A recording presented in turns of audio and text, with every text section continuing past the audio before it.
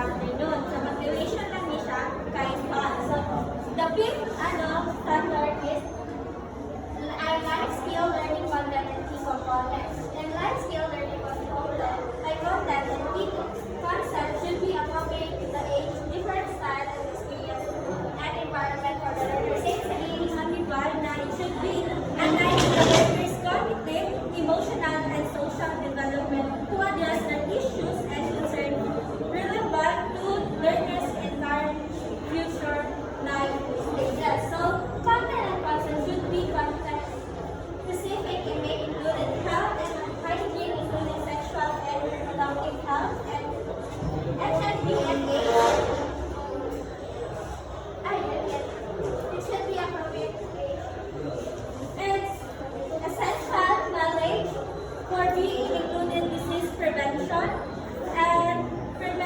and awareness for this health and hygiene, especially when sexual reproductive health and HIV and AIDS.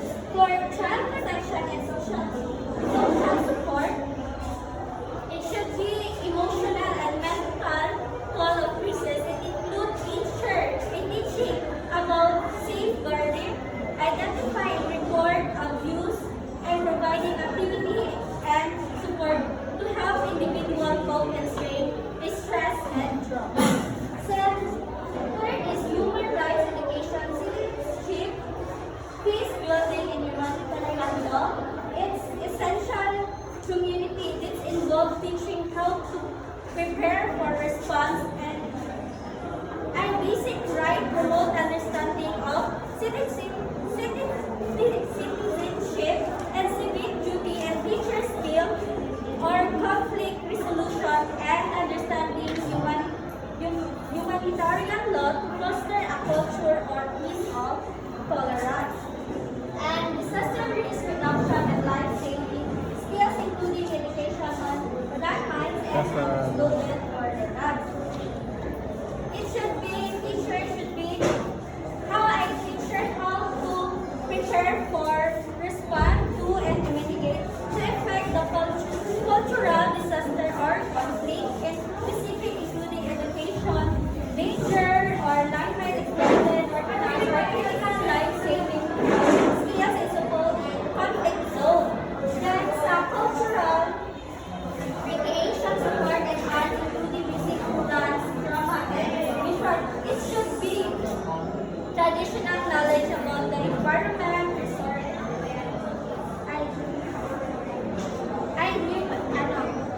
normalize education, promote social care, and the sense of humanity and community, creativity, outline for expression, including the music, example for music, dancing, drama, and visual arts.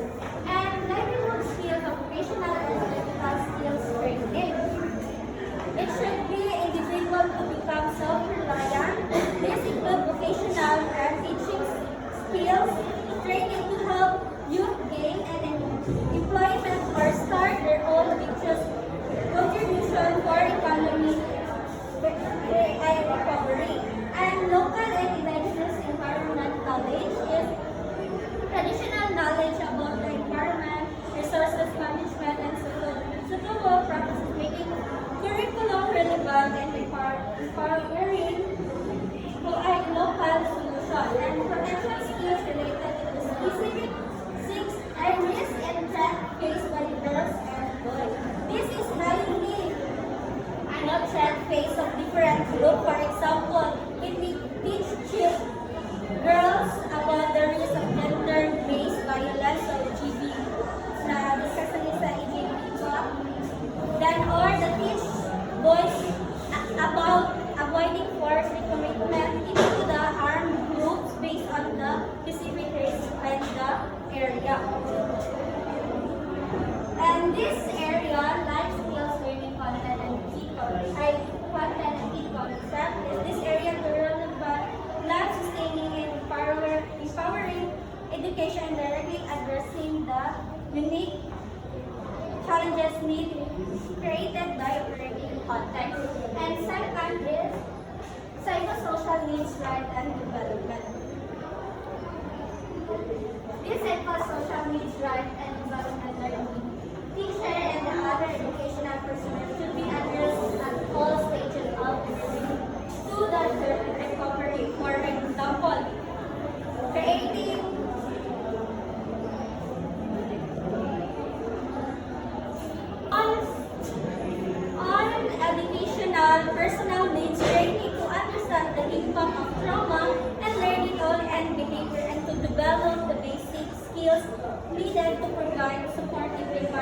without attending to the therapies.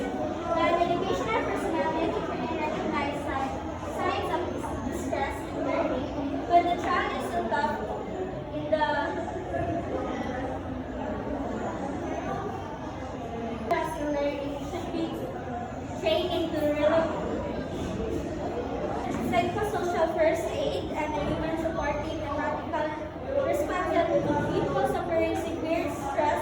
This means knowing how to listen, to work, provide, and practical assistance and not accuse, torture, or.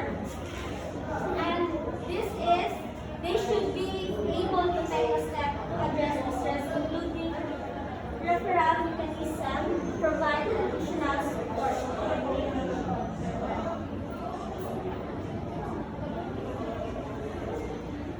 So here is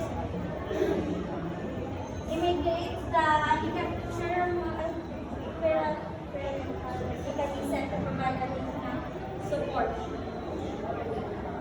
They should be clear guidance for teacher, education support staff, and community members on providing psychosocial support children inside and outside the class, and appropriate teaching methods and processes learners increase self-confidence and hope for their future. And then the language is constructed can read, issue, and multilingual country and communities.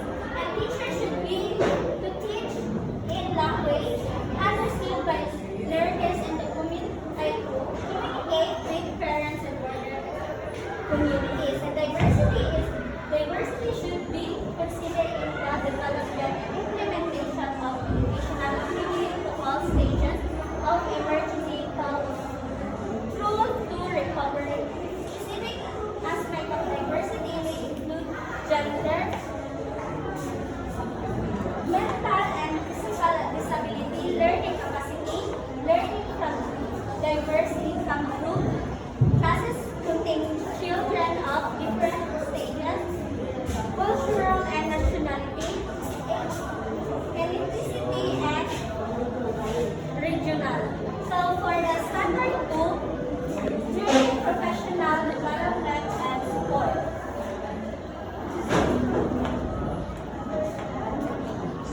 Standard 2 training professional development and support. Teachers and other educational personnel receive a periodic relevant and structured training upon to need.